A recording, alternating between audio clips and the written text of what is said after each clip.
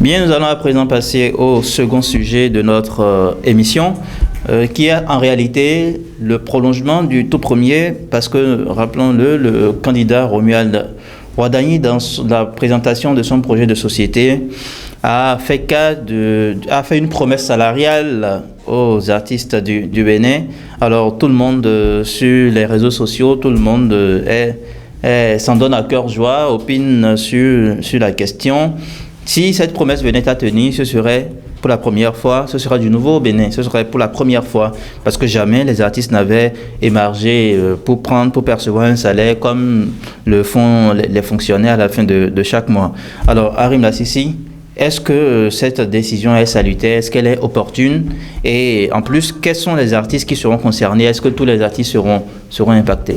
J'aime surtout la suite de votre question, parce que vous avez parlé de quels sont les types d'artistes qui vont être impactés par cette promesse. Et là, cela va me permettre quand même de rectifier rapidement tout ce qui se dit là sur les réseaux sociaux, parce que on y voit un peu de tout depuis l'annonce de cette promesse. Y en a qui de façon dérisoire, en tout cas, se donnent à une certaine comédie et demandent même que ceux-là qui n'étaient pas musiciens se mettent à la chose pour pouvoir bénéficier de cette offre. Moi, je crois que le problème n'est pas là. Il faut commencer par dire que, d'abord, quand on dit artiste, il faut y voir tout de suite tout l'art, en fait, dans son entièreté. Quand on dit artiste, on ne parle pas uniquement des artistes chanteurs, compositeurs. On parle également il y a des artistes peintres, il y a des artistes sculpteurs, il y a un peu de tout. Donc, ce n'est pas que des artistes chanteurs, compositeurs, voilà. Donc, littéraires, écrivains, tout ça, c'est des artistes. Voilà. Donc, quand on a fini de faire cette nuance, il faut commencer. Maintenant, le candidat Romuald Ouadani, il a parlé de période.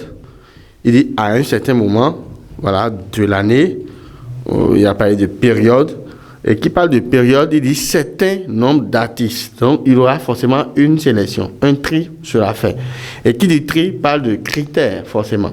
Alors, donc, il faut expliquer que tous les artistes, bien entendu, ne seront pas concernés par cette décision-là. Des artistes qui répondront, d'accord, à un certain nombre de critères, au mérite justement. Parce que, vous allez voir, c'est une décision qui va appeler beaucoup plus à de l'originalité, à inciter les gens à beaucoup plus de l'excellence dans le domaine.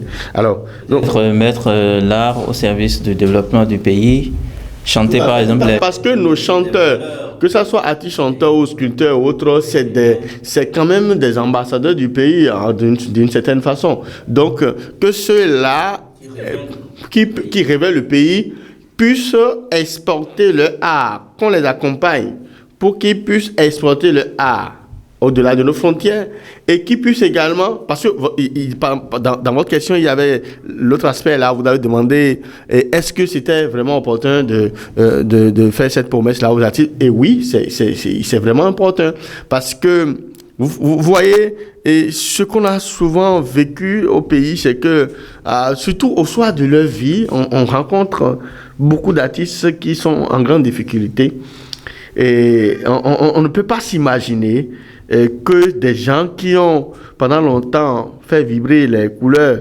de notre nation, ou des gens qui nous ont émerveillés à travers le art à un certain moment donné, puissent souffrir de cette façon, ou bien souffrir d'une certaine maladie incurable ou difficilement curable.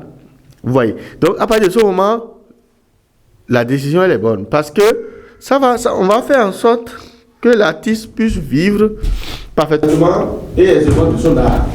Et également l'aisance de pouvoir créer, de continuer à créer. Oui, parce qu'il a dit que celui qui le ventre vide ne pourra pas beaucoup réfléchir.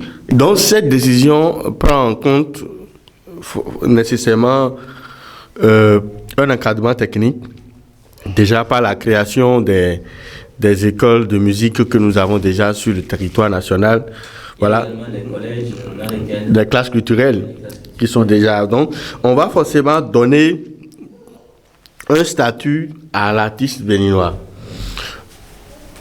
Pouvoir les accompagner, surtout dans leurs derniers jours.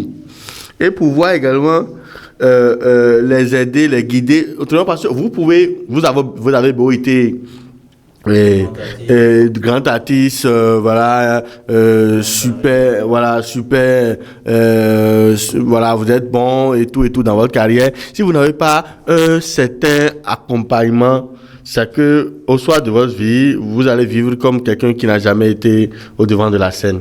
Vous voyez, c'est pourquoi je salue. Bon, je ne fais pas de publicité pour une boîte, mais il y a de plus en plus maintenant de ces boîtes-là qui offrent des services et qui accompagnent les artistes, et ça les aide beaucoup plus et pour ces d'accompagnement. Donc, quand vous allez voir un certain Nel Oliver que l'État va décider, va choisir pour lui payer un salaire, ça ne peut pas étonner des gens. Nel Oliver, par exemple, il y a trop de morceaux de Nel Oliver que nous, les Sagbouan, Danielou et autres, que nous continuons d'écouter même pendant la période électorale et tout. Il y a des morceaux de ces gens-là que nous continuons. Les Angélique Kidjo, et plusieurs fois, voilà. Non, quand même, quand on parle de critères, si elle répond aux critères au niveau national, pourquoi pas? Malgré ses Grammy Awards, elle va pas. Voilà, c'est vrai. Donc, voilà un peu. Donc, c'est une décision salutaire que moi, j'applaudis déjà. Et je crois qu'à un autre numéro, nous allons parler de l'innovation qui a été apportée à notre domaine des médias.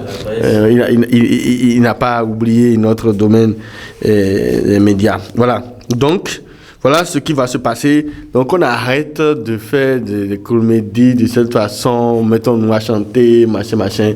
Ce n'est pas de ça qu'il s'agit. On fait appel à plus de professionnalisme, à plus de l'excellence et autres. Voilà. Est-ce que cette décision peut motiver, peut susciter des carrières? Naturellement.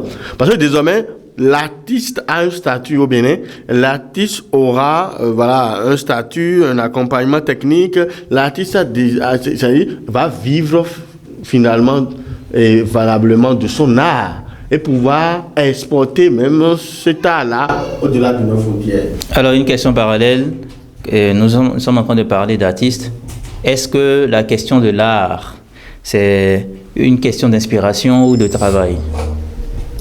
Inspiration et travail. Et beaucoup plus de travail, plus que l'inspiration. Je crois qu'il y a un auteur français qui a dit, je crois si c'est pas, le nom m'échappe, il y a un auteur français qui a dit que la littérature, je crois, que c'est beaucoup plus 90% de travail et 10%, je crois, si mes souvenirs sont bons, 10% de travail, 90% de travail, 10% d'inspiration. Donc, quand l'inspiration vient, il faut savoir la travailler. Tout à fait. Bien, merci beaucoup Harim Bassissi et vivement que cette décision fasse le bonheur des artistes à tous les étages.